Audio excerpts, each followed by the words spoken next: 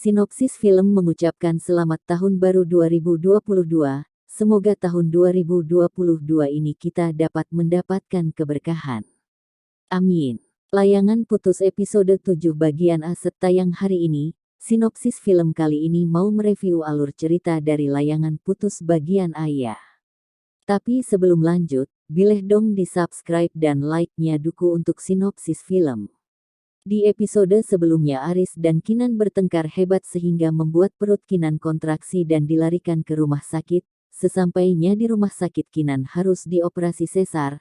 Nampak Aris menunggu di luar terlihat sangat khawatir pada Kinan dan bayi mereka. Pada saat bayi sudah bisa dikeluarkan ternyata bayi Kinan mengalami gagal napas. Para dokter sudah berusaha maksimal menolong bayi Kinan tetapi bayi Kinan tidak terselamatkan. Kinan terus bertanya kepada dokter bagaimana keadaan anaknya tetapi dokter belum memberitahu keadaan anaknya.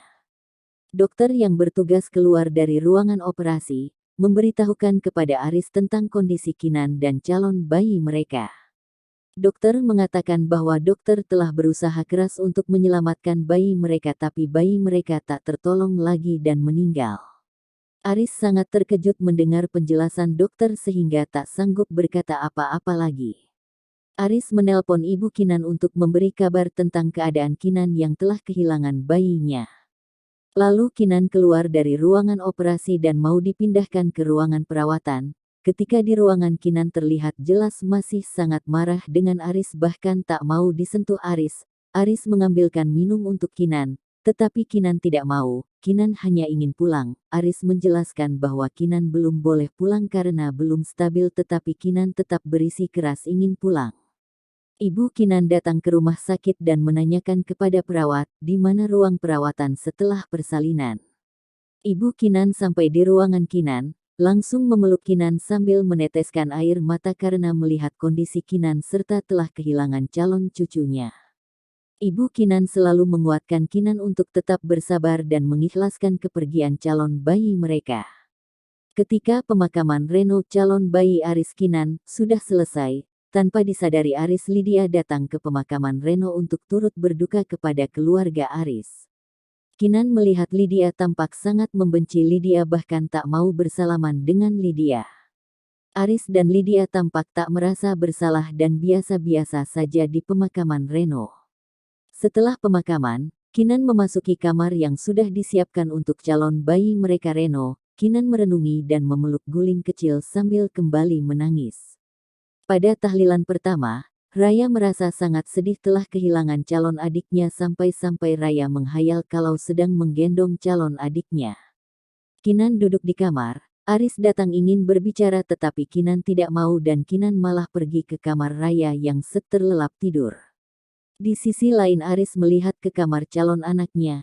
Aris menangis dan menyesali perbuatannya sambil mencopoti stiker-stiker di depan pintu calon anaknya. Di pagi hari pembantu Kinan memberitahu Kinan jika kue untuk tahlilan tidak bisa diantarkan ke rumah. Aris yang mendengar hal tersebut langsung menawarkan diri untuk menggambilnya dan mengajak Kinan untuk ikut dengannya sembari jalan-jalan tetapi Kinan tidak mau. Dalam perjalanan mengambil kue, Aris menelpon Lydia dan meminta maaf kepada Lydia karena baru bisa menghubungi Lydia. Lydia takut dan khawatir keadaan Aris dan berpikir kalau kematian calon anak Aris dan Kinan adalah kesalahan Lydia. Namun Aris membantahnya dan menyuruh Lydia untuk jangan merasa bersalah.